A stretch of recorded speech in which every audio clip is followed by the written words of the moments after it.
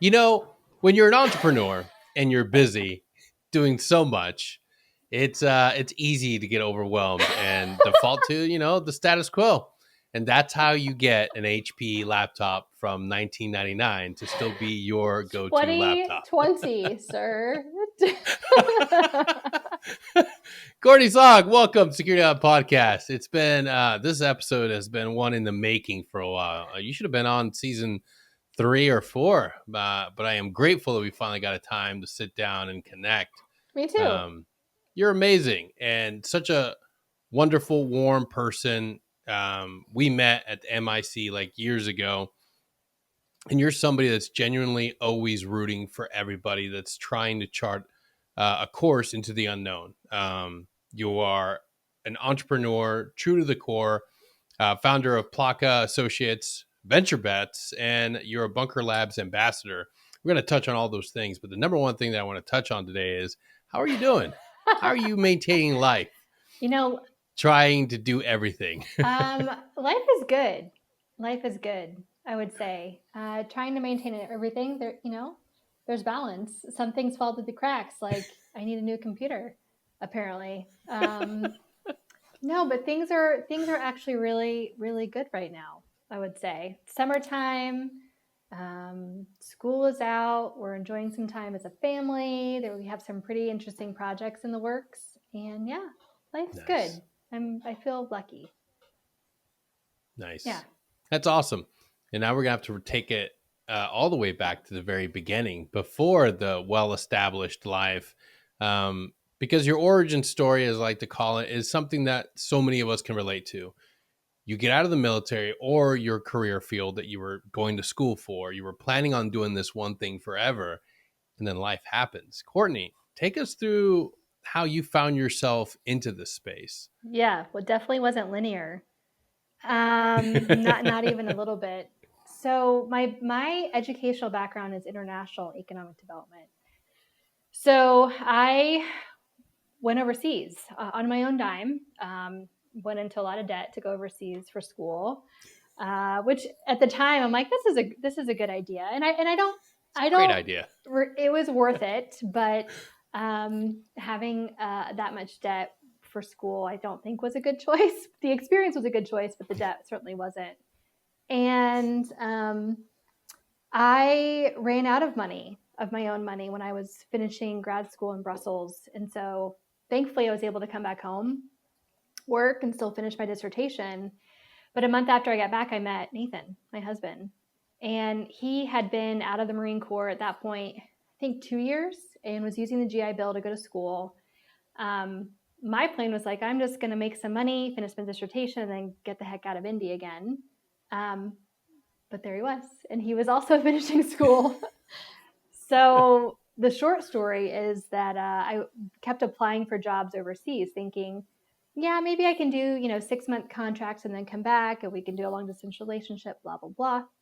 And I applied for some jobs in Afghanistan. And I remember we had been dating just a few months at that point. And I remember coming back, I'm like, hey, I applied for these jobs. What do you think? And just straight face, he's like, I think that I'll give you a flak jacket and a pistol and tell you good luck. And he's like, oh, okay, what am I going to do now? what's the choice? He didn't want to go back to a war zone. Yeah. And he was finishing his school, finishing his degrees. At that point, he was, his plans were to go into federal law enforcement. I think like a lot of folks transitioning out, right? And so we spun our wheels for a while. I clearly stayed in Indy. We got married. And then he decided that he didn't want to do federal law enforcement, which was frankly a huge shock to the system, because I put my career on hold for him, right? Yeah. And as I would say, call myself a pretty strong female, the last thing I want to do is tell people that I put my career on hold for a guy. And then for him to tell me that his plans changed, like it was rough. But what we did know is that whatever we wanted to do in the future, we wanted to do together. And that meant we both frankly gave up our career dreams to build a new one together. And there's no regrets with that. None. Yeah. Not one. And that's a beautiful thing that a lot of us need to understand. Like, I know coming from a special operations background, it's like your career first, always your career first. And then the spouse is just tagging along. And then transition happens. And then it's a rude awakening for the guys Yeah. because they have to come to terms with the understanding that maybe now they have to take a back seat, or maybe now they have to finally come to realize that they should have been a little bit more collaborative and appreciative, because now they're facing this giant change. And oftentimes it's the wife, it's the spouse that's like, hey, I'm gonna rescue us, don't Mm, worry, I've had all this time, I've been going to school, I'm becoming a nurse, I've been doing this, even doctors doing all this work, and it's like, now it's my mm, turn. mm-hmm. But the more often, the more successful couples are the ones that have this collaborative joint effort in planning, even during that military career, knowing that, like, hey, at this year you're going to transition out, so by this year I'll be going to this school and they'll be perfect for our move. When you were first coming to terms with this, and it is hard for women these days, right? You are supposed, you're growing up and being told by everybody, like, hey, you have to be strong, you have to be the alpha, you have to be able to chart your course no matter what, stick to your guns. And it's like, wait, I'm actually in a marriage, I'm actually in a relationship with somebody. Like, how did you come to terms with the clashing of ideologies of, like, wait, this is what the culture's telling me, but this is what I think is going to benefit us? You've met Nathan. He's amazing. Yeah. He's amazing. Yeah, I don't, I think that's a really tough question. I think I don't know what it was besides knowing that I had a partner who truly was a partner and who had my back, and also that both his personality and I think his experience in war meant that nothing bothered him, right? I think it's something that I love about him, and something that's really frustrating is that nothing bothers him, right? And I really wanted that in a partner, and I wanted a partner that um, would go toe to toe with me, but also support me when I needed it. And I think Yeah. he's just different. And that sounds really mushy, but he is. So I think it was a decision of um, I wanted someone that I could truly be a good partner and a teammate to, and he was that. He is that, Yeah. which then translates into us being business owners together. Um, it's the only way. I think it's the only way is that if you have a good partner, you can do business together. Truly. Yeah. We can't be scared of it, but at the same time, now diving into the waters of being an entrepreneur, how much different was that? Because I mean, like, a lot of times, even in my own experience, we kind of fall into it. We Mm-hmm. kind of, oh, I'm going to try doing this. It'll be a hobby. I'll make some side money. Next thing you know, like, you're scaling. Next thing you know, you're hiring somebody on 1099, and then before you know it, it's like, Yeah. shit, I'm an entrepreneur. Yes, that's exactly. I think very rarely people are like, yes, this is what I'm going to do. I think you just evolve from it. Yeah. Um, well, I think so. That is our story where he framed houses before going into the Marine Corps, and when we were both kind of spinning our wheels trying to figure out what are we going to do for our career together. He started doing remodeling jobs on the side, and he would come home happy, so happy. And I was like, "You're really happy doing this. We should make this a thing." But it's scary, right? And I come from Yeah. a line of like great grandparents who were food entrepreneurs that then, generations passed down. My parents had restaurants that failed. And so it was frankly like they lost family money, and the Yeah. shame and the financial challenges, and then um, the strain on all of the family because of that. the last thing I wanted to do was be an entrepreneur. Like, no, that's painful and expensive, and you could lose everything, which we did. But I don't know. There was something in the creating this dream together that we almost felt like we had no choice but to be entrepreneurs, which sounds really dramatic. But you ask him, he's not dramatic, and he would agree. It was like, either we're going to do this, or I don't know, we'll just, wait tables the rest of our lives, which was fine, which also would have been fine because we were building a life together, right? But it worked out. And then, slowly things were like, well, let's hire a couple 1099s. And eventually he had several people on payroll. And right before the pandemic, he hired a dozen people and had different work crews. And now we're at a point where I think when you see your hard work, even if you're not, most entrepreneurs never become millionaires, right? Or multimillionaires. But I think when you work so hard and you see the fruit of all that work, you start seeing things as just opportunities. And that's what happened with us. With, the construction company, then came real estate development, and then came, well, we need folks to help manage the properties. We need to start a property management company. With Venture Vets, helping other veteran and spouse entrepreneurs, it's always been just a passion and a side project. But now it's at a point where it's like, well, let's formalize this, see if we can add some infrastructure and make it more of a sustainable thing. So I think you just begin to see different scary things as opportunities. And the more you do it, the less fear you have. Yeah. I think that the other thing that I have realized is there's so many great programs out there, but I've met more people that didn't use the programs to then become advocates for the programs. Yes. When you were finally getting the wheels going, what were some of the first things that you started like leaning to? Did you take any extra courses or just consume content from anybody specific in order to get a better, broader understanding of what it means to be a business owner? So I think that's some of the things that people are always looking for. There's so many books and so many podcasts now, it's just saturated. But what are some of the things that you leaned on for that? Maybe just that little bit of positivity in the entrepreneurial space. Yeah, I wish I had a better answer for that. Like, I really followed Alex Hormozi, who we do, but no, we truly, what we did try to do is ask other people in the industry for guidance. And some people say, I think you'd be surprised when you're a new entrepreneur. Denny, I don't know if this is your experience too, but we would just ask, like, hey, we could really use some help. Yeah. We don't know what we're doing. We don't know what we don't know.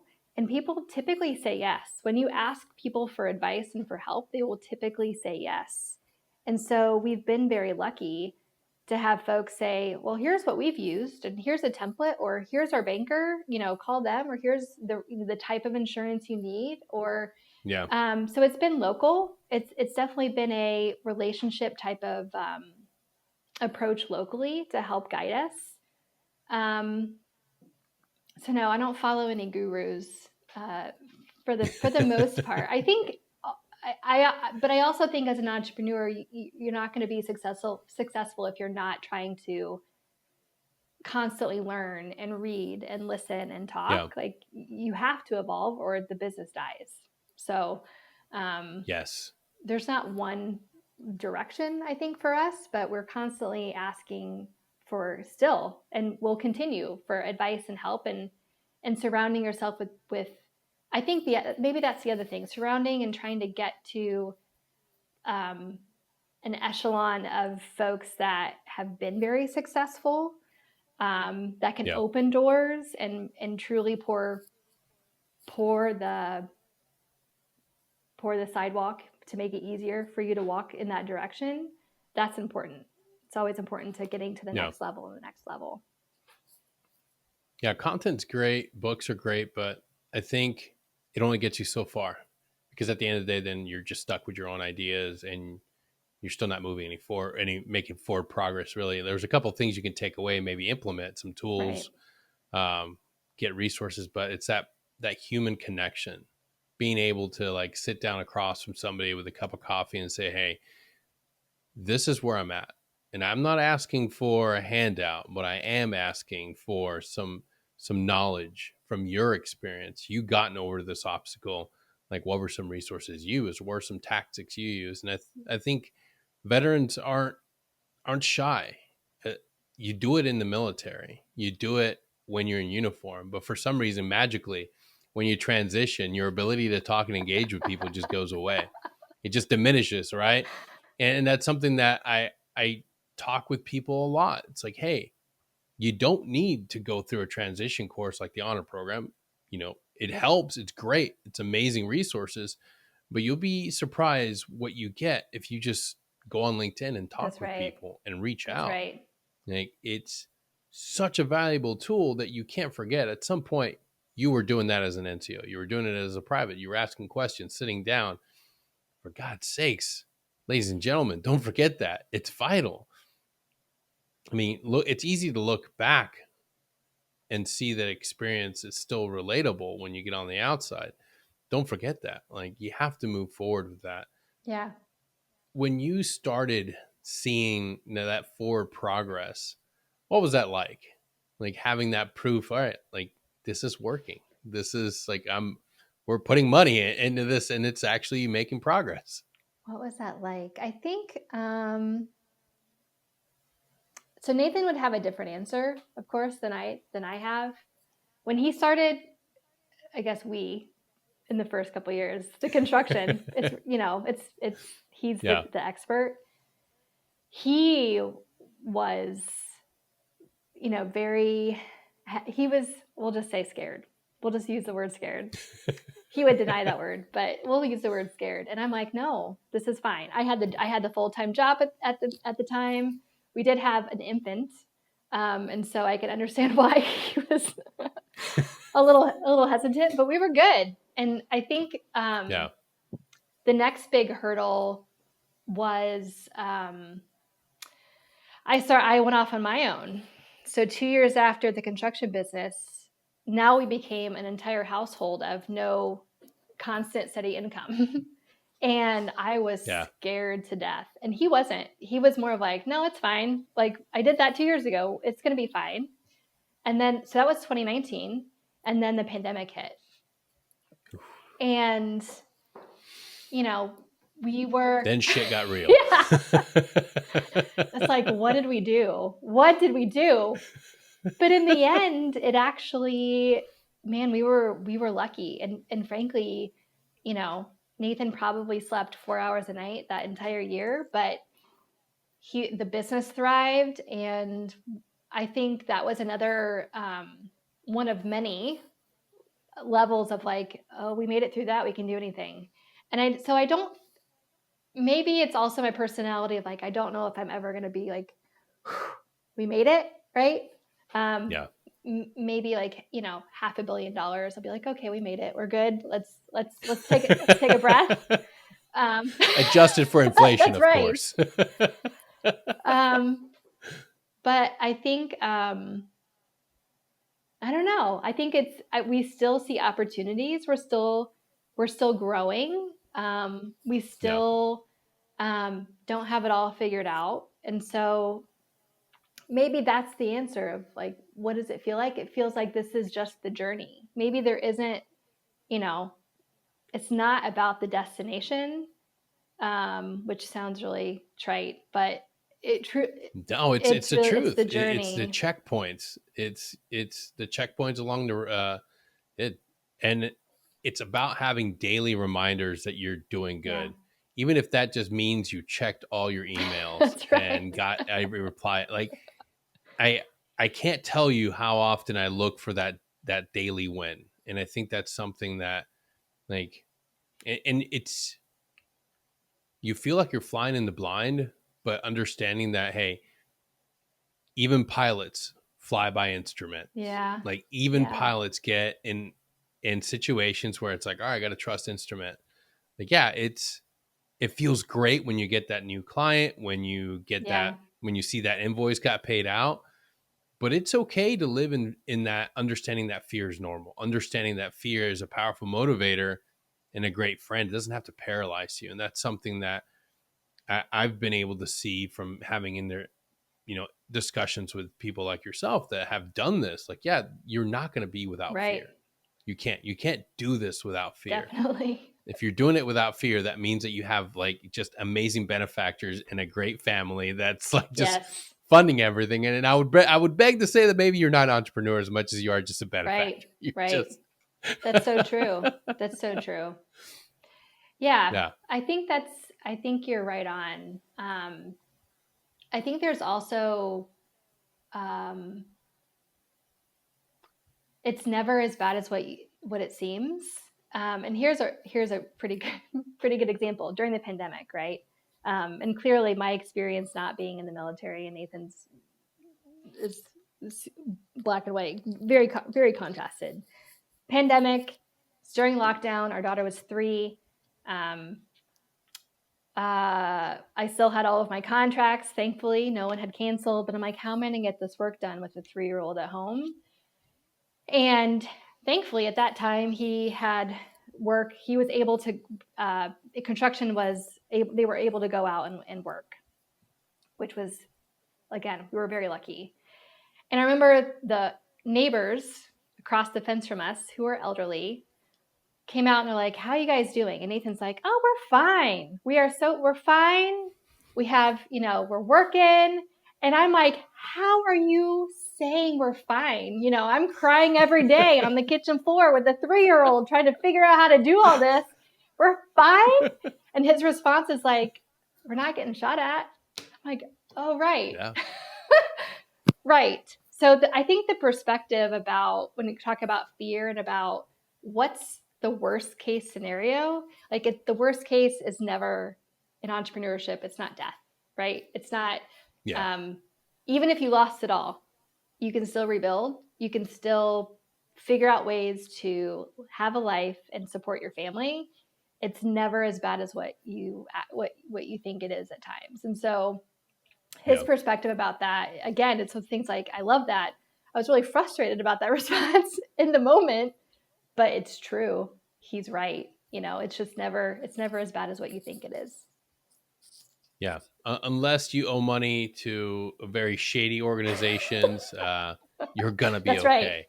And it's one of those things where, man, I if you're following your passion, if you're following like what you're excited about, Mm-hmm.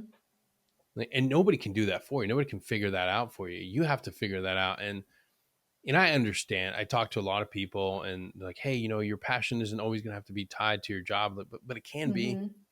And I'd rather do that. I don't want to do anything just for money. And That's right.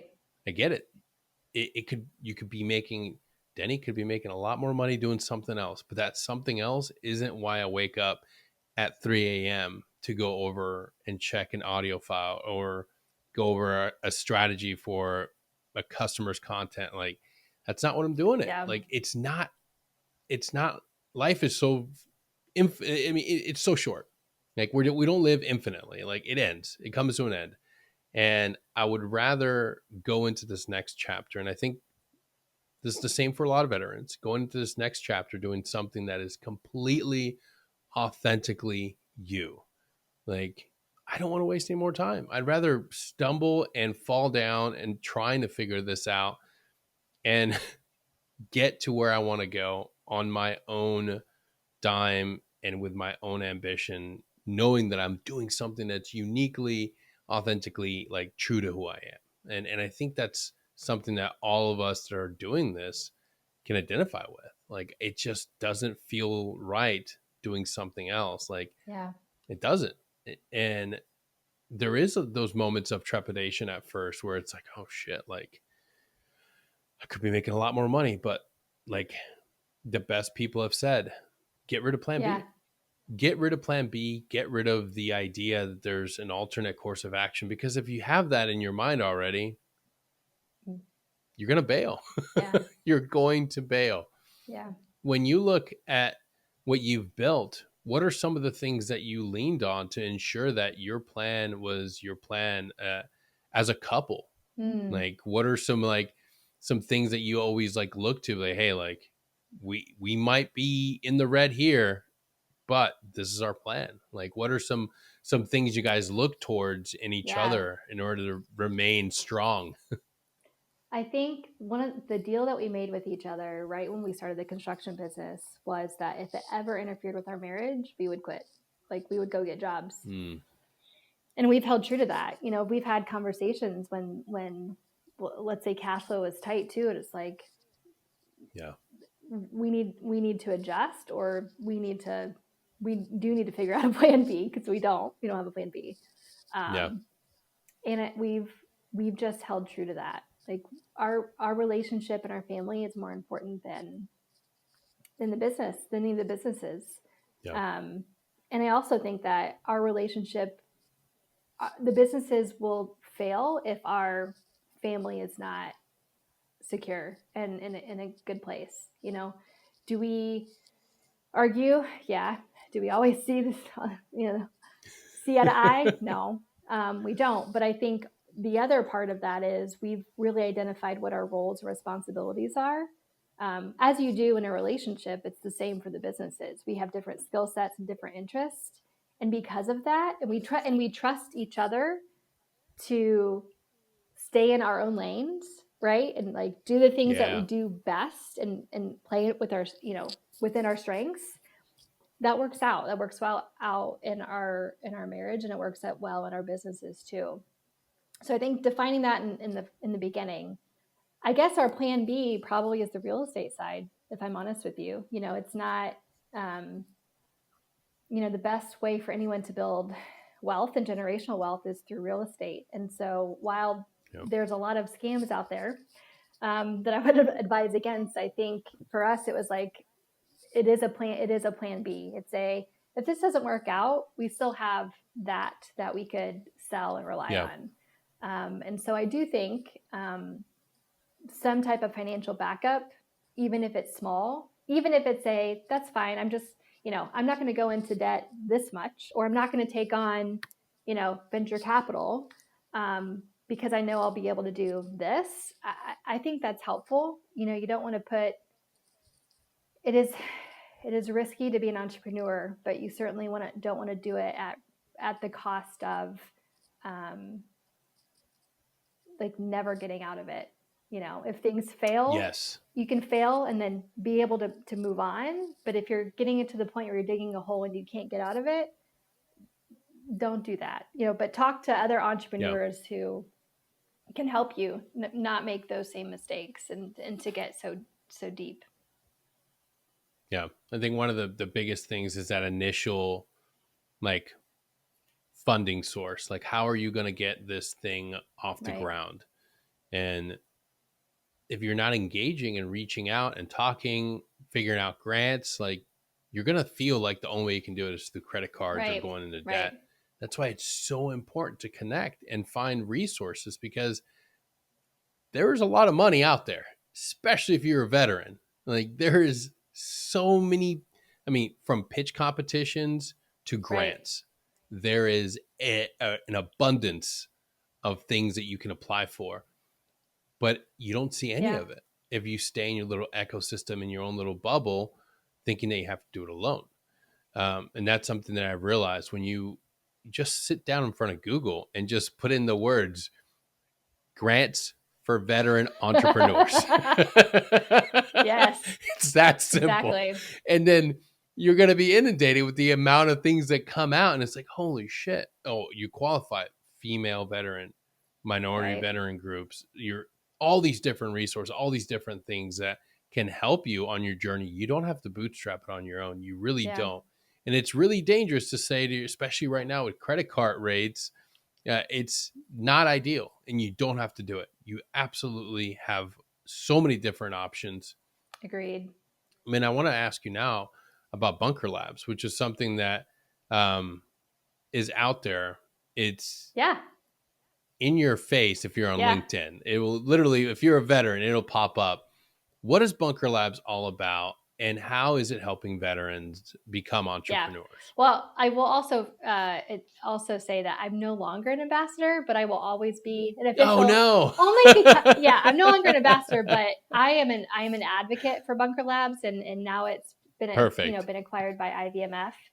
And I think that the part about Bunker Labs and organizations like it, you have Warrior Rising, that's also another Venturepreneur. Like there's several different organizations, right, Yeah. that are helping, including ours, Venture Vets, helping veteran and spouse entrepreneurs. Is that the programming? So there's lots of opportunities for, especially if you're just starting, to get connected to others that are just like you.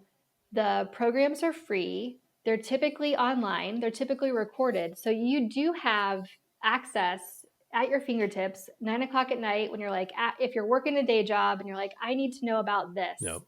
And it's accessible. It's really accessible. There's a great community associated with those organizations too. We've benefited from it. They've also helped market our businesses. We've been very lucky and um, appreciative of all the things that the bunker community has given us, and frankly, just lifelong friends. I've often said the special sauce of any of this work is not necessarily the curriculum and the programs. It's the community. It's people that you walk into a room and there's this automatic level of trust that's been given because of the shared experience in some form. And Yeah. working in economic development, community development, there are politicians and elected officials and community members that are trying to manufacture that, and it's just there in the veteran, in the military community. Yeah. It's really special, and so those programs are great, and I highly recommend them. The other thing, I'm kind of switching back for a minute, if you don't mind. Please The do. other thing that I think is really, really important, that's your finances. So one thing Yes. that we didn't know, we didn't, of course, like I said, we didn't set out to be business owners, entrepreneurs.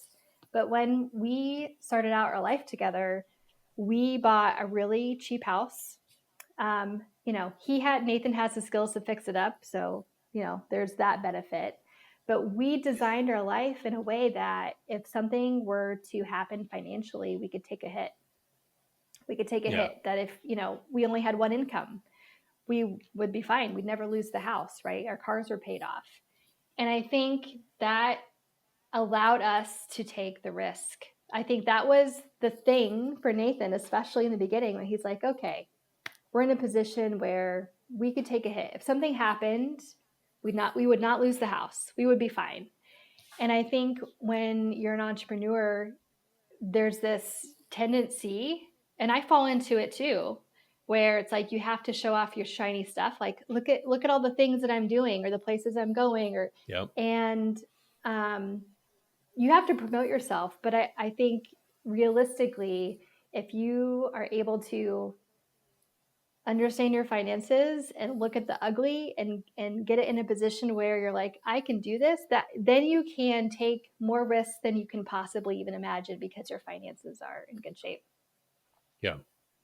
That is such an amazing thing that you brought up. And I want to again highlight the importance of working with your spouse.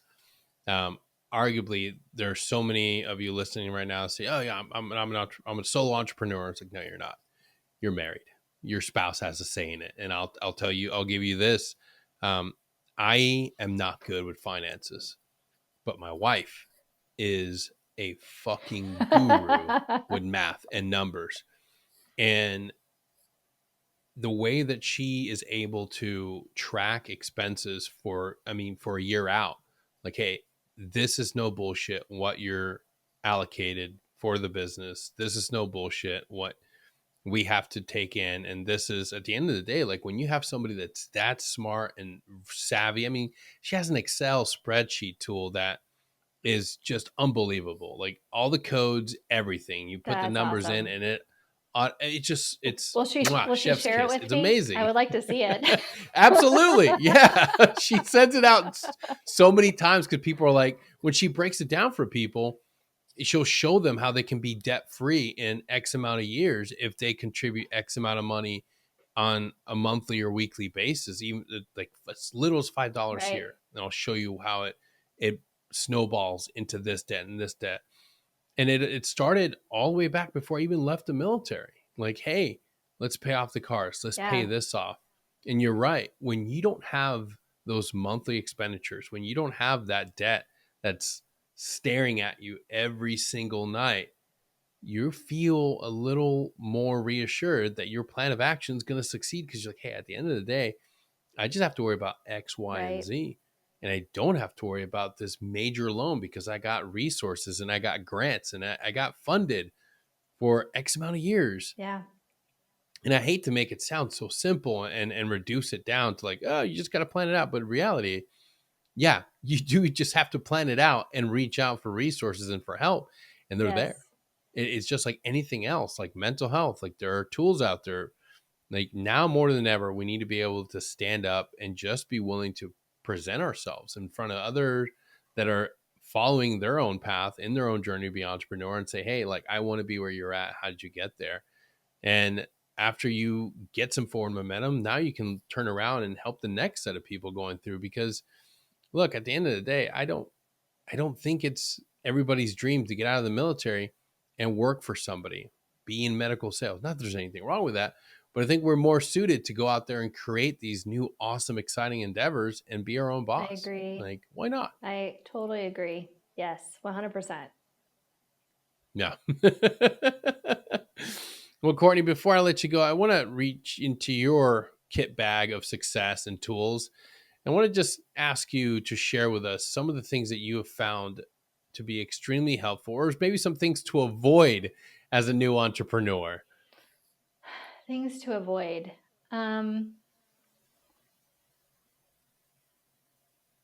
Well, maybe I'll start with the going back to your community. I think connecting with others that have been doing this is just critically important because entrepreneurship, like many other things, is lonely.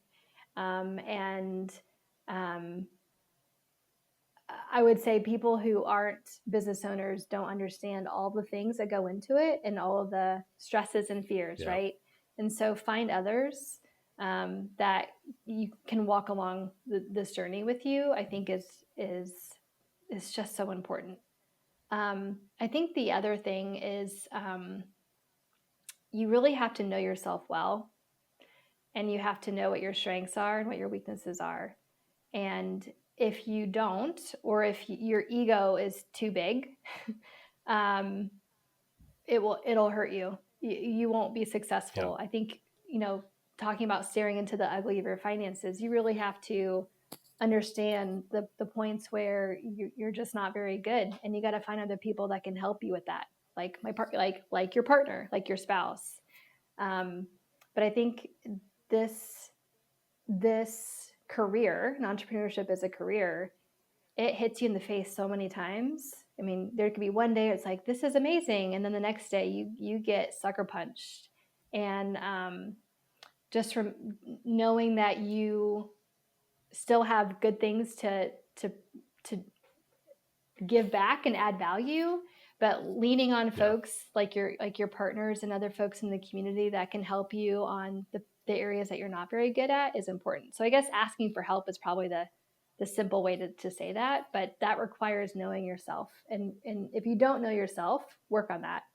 Like knowing what your strengths are. Yes.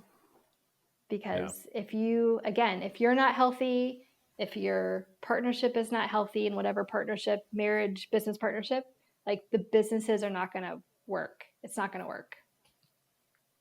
Yeah. That is so true. The importance of knowing who you are, because I'm not going to worry about finances. Yeah. I'm going to just shove that right into my wife's lap and let her deal with the spreadsheet. I just got to make sure that I stay on budget and that I don't blow all of our allocated funds on new audio or video equipment. Yep. Good plan. Yeah. Yeah. Yeah. So what's on deck for you guys? What's on the horizon? Yeah. So, a couple things. One is that I am actively entering back into zinc contractors and working more closely with Nathan. It's going to be a little bit of a process, but it was he and I for the first 2 years, and then I stepped out of it. But also recognizing that we are a really good team. So I'm stepping back into zinc and trying to elevate that from a broader state perspective, but also different like government contracting and seeing what opportunities exist. So that's Nice. one thing. And the other thing is with Venture Vets is that we will be running construction specific cohorts for the Oh, no yeah, way. yeah. So that's pretty exciting. More news on that to come this fall. But leaning into, I guess, the construction industry in general, and seeing how we can grow, but how we can help others grow too. That's awesome. I've got some 18 Charlies that need to get involved with Venture Vets Awesome. then, because that's right up their alley. That would be great. Courtney, thank you so much for being here with us and for sharing your passion. Um, you are constantly cheering us on here at Security Hall, and I can't thank you enough for being an awesome advocate for us.